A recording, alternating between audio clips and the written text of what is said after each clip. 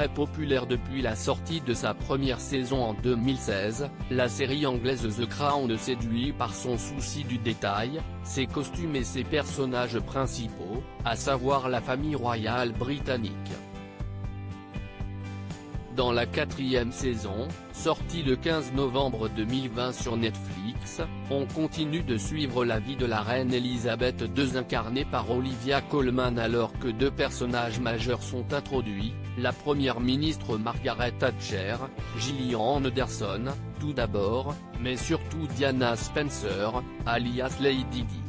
Incarnée par Emma Corrin, alors inconnue du grand public, la princesse de Galles et sa relation avec le prince Charles continuent de fasciner les foules et cela participe grandement aux très bonnes audiences de la série.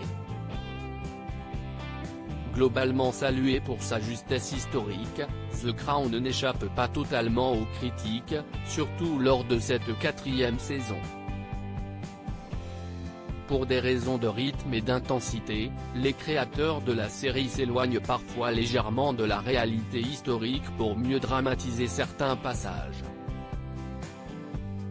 Ces petits détails ne sont pourtant pas pour le secrétaire à la culture britannique Oliver Dowden, qui a récemment indiqué au journal The Mail qu'il souhaitait que Netflix précise lors de la diffusion que la série était une fiction et pas un documentaire. Je crains qu'une génération de téléspectateurs qui n'ont pas vécu ces événements puissent mélanger la réalité et la fiction, a-t-il déclaré.